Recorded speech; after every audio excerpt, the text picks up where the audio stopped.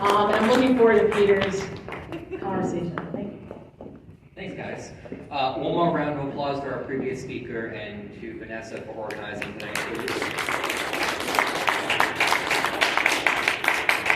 So I know most of the faces in the room. To those of you who don't know me, I took over as chairman of the New York State Young Republicans 2021. When I took over the organization, we had 6 active chapters. We were about $10,000 in debt.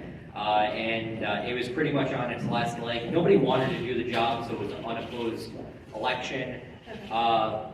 In 2 years, we turned the entire thing around. We've got 31 chapters officially as of this week. We just launched our newest chapter in Erie County. We did an event up in Buffalo last Monday, and it was great. We had about 40 people there. They've got themselves about 7 young Republicans that are running this year for office, which is really a big theme, and it's part of why we've grown so much. We've got so many young candidates running across the state in every corner in places you wouldn't even imagine, especially here in New York City. But we're 31 chapters now.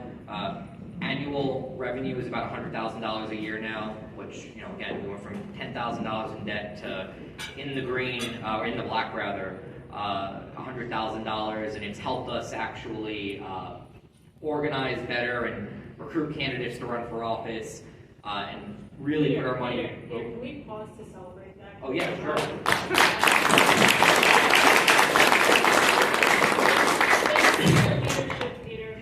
It's a team effort, and I'm very fortunate that we have some really great chapters in the state that have made that. They're can we just lower that a little? Thank you. That have made it their mission as well. It's really a shared mission. Nicole Kirpolov is the next speaker, but I want to give her a round of applause as well, because she's part of the reason. Round of applause, please.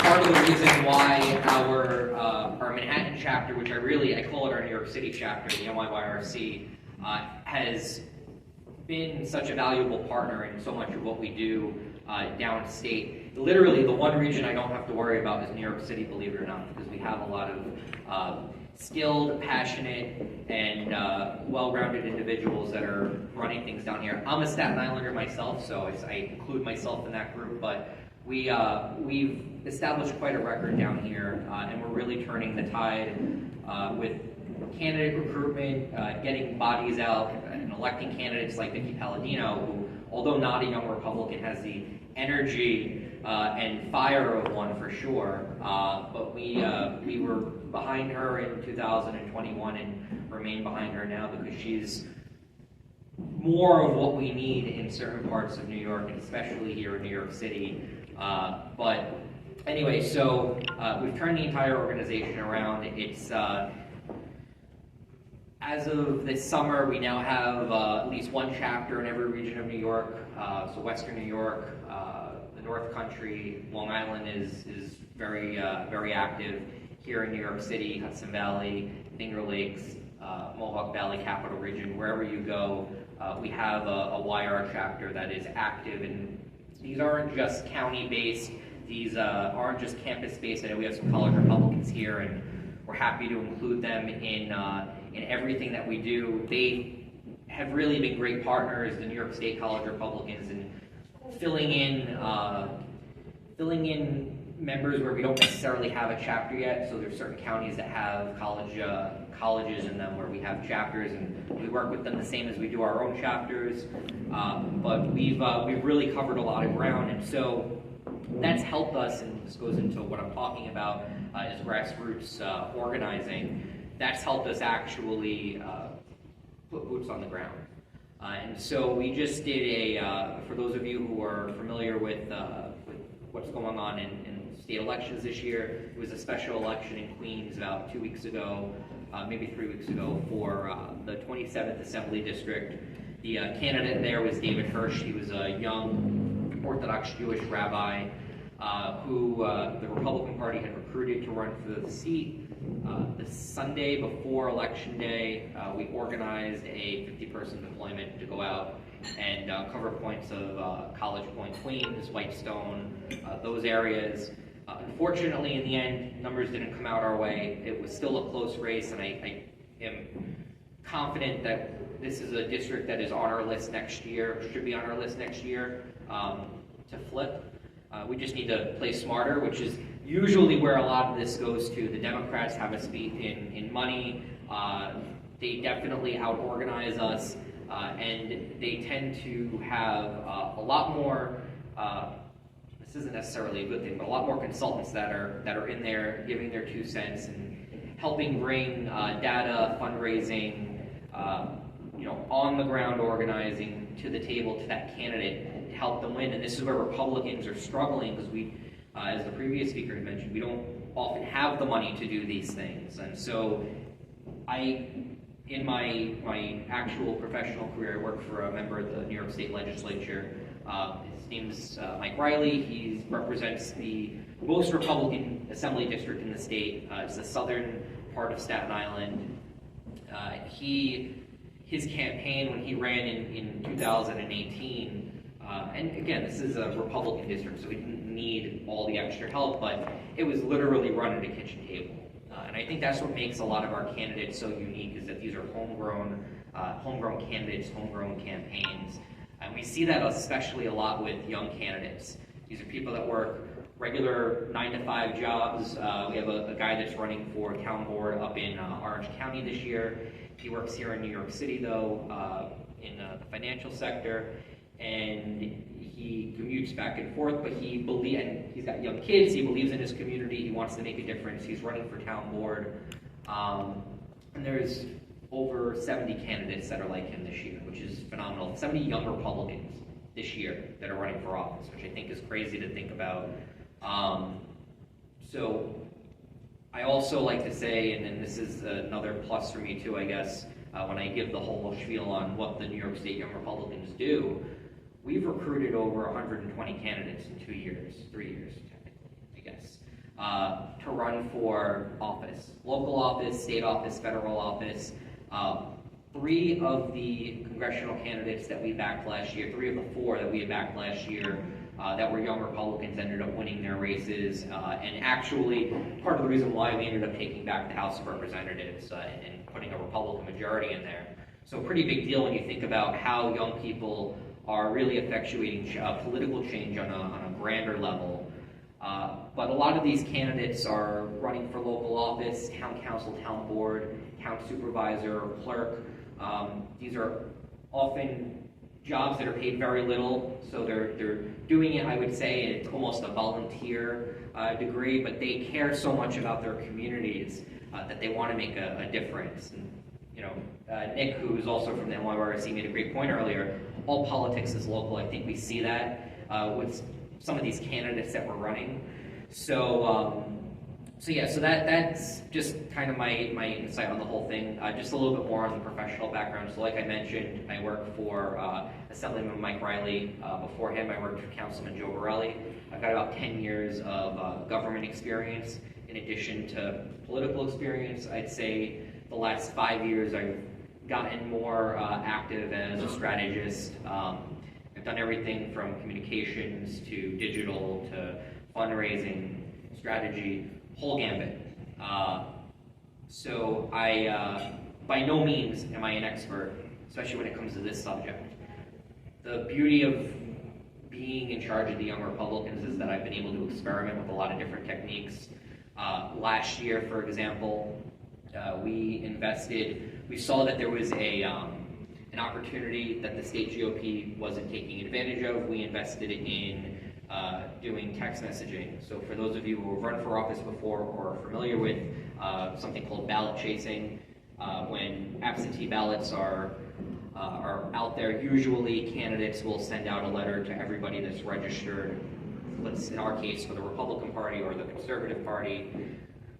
If we see that they are on the permanent absentee list, we'll send them a letter saying, hey, we see that you are an absentee voter. Please don't forget to send in your ballot. Here's the deadline.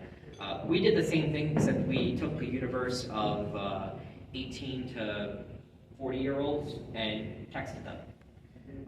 Something that the Republican Party wasn't going to do. It hadn't done before. I mean, texting is such a new, peer-to-peer texting and just general text blasts. It's such a new technology, believe it or not, for political campaigns. at least here in New York. So we started using it, we used it with the ballot chasing. We got a couple of FU responses, literal FU responses, which was wild, but we actually used it as a tool to help mitigate issues that had come up with people's absentee ballots.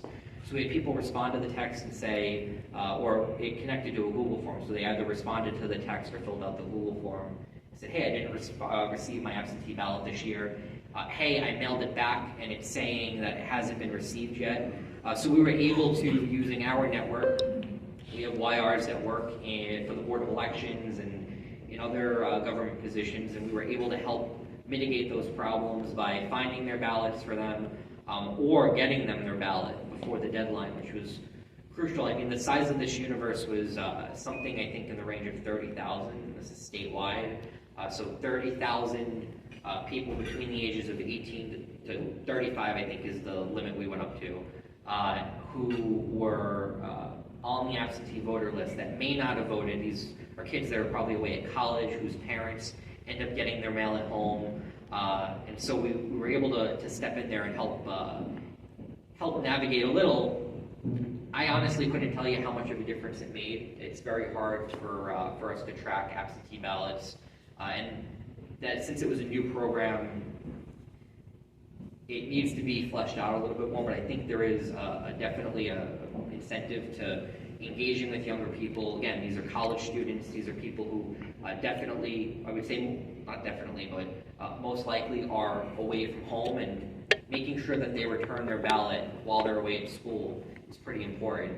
But we've taken that same concept and we did GeoTV texting for candidates last year. We've done it again for candidates this year. I think texting is a phenomenal tool in terms of getting information in front of people, but we've also used it for our deployments, getting people out when we're doing door knocking for candidates or phone banking.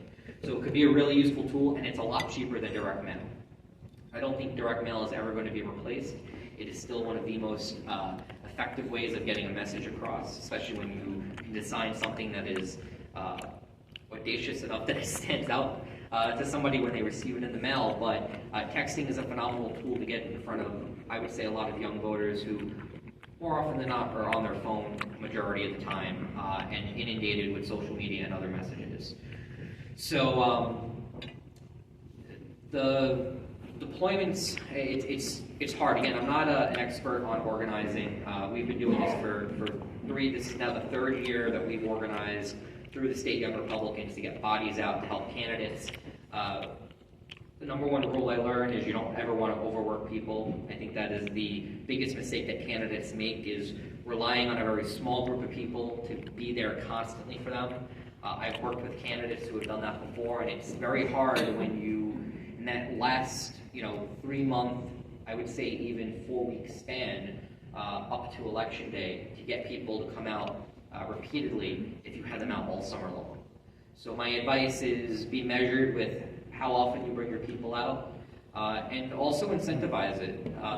You had mentioned earlier that Republican candidates don't often have money to pay people, and that's absolutely true. I think that at a minimum, a candidate should be willing to take a volunteer out to lunch and say thank you. It's little things like that that can make a difference and often gets forgotten. I've screamed at candidates before for forgetting to do that. And I'm understanding of the situation that a candidate is often in.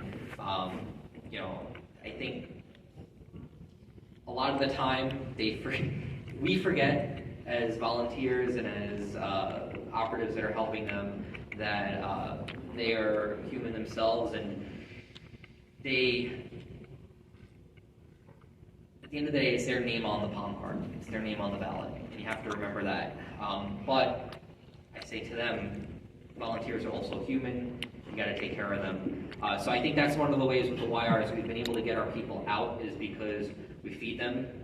And second from that, we pay for their gas. So there's always an incentive to come. And if they need a hotel room, we pay for that too. But it's giving people an incentive to come out and help. I don't want to say everybody's motivated by a job or everybody's motivated by, a paycheck. But Most people are motivated by a smile, and handshake, and a thank you. And that can go a long way. So for the YRs, we organize mostly in the fall. There was a time where we would organize in March, and then again in the summer, and then again once in the fall. We've now consolidated it to, instead of 3 times over the year, we now do it 5 times in the fall. And we go region by region. Not region by region, but we try to space them out. We won't be in New York City 2 back-to-back weekends. Perfect. 30 minutes went by quick. We won't be in New York City 2 back-to-back weekends. So part of the reason why I mentioned earlier we have a chapter in each region is because we use those chapters to draw in people from across the region. So in the case of Erie County, we'll pull people from across Western New York. Here in New York City, like we did for David Hirsch, we had all 5 boroughs, Westchester, Nassau County, sent people out to help for that race, and that's pretty big. So what I would say is make sure the candidates that you're deploying for are accessible, and if they aren't, that you're making available the resources to get bodies out there. But we've now deployed. This year will be 15 times for candidates. We've deployed for special elections. This year was Hirsch. Last year was the Molinaro special election.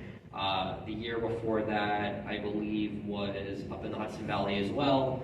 And then this year, just to give you an idea, we're doing a Western New York deployment the beginning of October. We've actually nicknamed it Knocktober, which I think is a pretty fun way of going about it. I try to bring things down to a hashtag level for the younger people. So Western New York, we're doing Capital Region deployment in Albany on the 21st. We're doing a Syracuse deployment on the 28th. And there's one more in there, Yonkers on the 15th. So we have a young candidate there. He was actually our very first victory when I took over as chairman. His name is Jimmy Nolan. He's a Westchester County legislator. He is going to be the minority leader of the Westchester County legislature next year, so it's a pretty big deal for us. He's cemented himself as a very level-headed leader who resonates very well with not just young people and I would say principled conservatives, but also blue-collar workers, which I think is very unique for the Republican Party.